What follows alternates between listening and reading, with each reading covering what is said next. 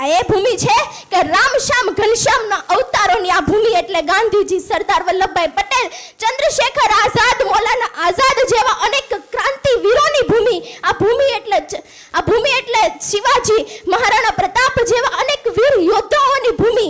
આ એ જ ભૂમિ છે કે જ્યાં રામ નામના પથ્થર પાણી પર તરી ગયા હતા અને ચક્રવ્યૂહની વિદ્યા ભણ્યા ન હોવા છતાં પણ ચક્રવ્યૂહમાં કૂદી પડ્યા હતા. આ એ જ ભૂમિ છે કે શ્રી કૃષ્ણએ એક આંગળી પર ગોવર્ધન ઉપાડ્યો હતો અને ધરતીમાંથી બાણ ભેદીને ધારા નીકાળતા હતા.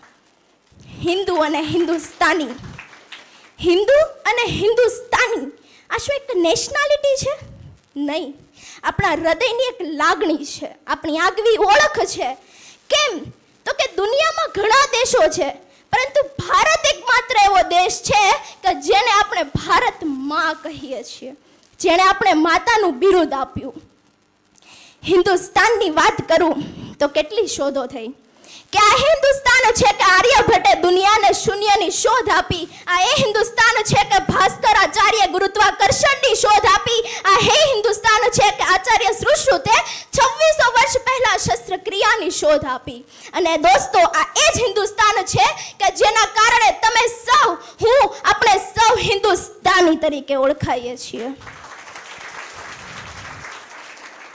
હિન્દુ ધર્મ અને હિન્દુસ્તાનીની વાત કરતી હોય ત્યારે મને એક કવિતા યાદ આવે કે मैं हिंदू हूँ गर्व से कहती हूँ, मैं हिंदू हूँ गर्व से कहती हूँ, शांति का दीपक हर दिल में बहलाती हूँ, ना नफरत सिखाई ना हिंसा का नाम, सदियों से दुनिया को दिया शांति का पैगाम, राम की मर्यादा कृष्ण की लीला, हर युग में फैली धर्म की मधुर सदीला, वेदों की वाणी उपनिषद की बात, हर श्लोक में छिपा है जीवन का ज्ञात, मंदिर की घंटी आरती की धुन, मंदिर की घंटी आरती की धुन, हर कोने में बसा है ईश्वर का गुण, ना जाति देखूं ना रूप रंग, ना जाति देखूं ना रूप रंग, हर इंसान में देखूं ईश्वर का संग.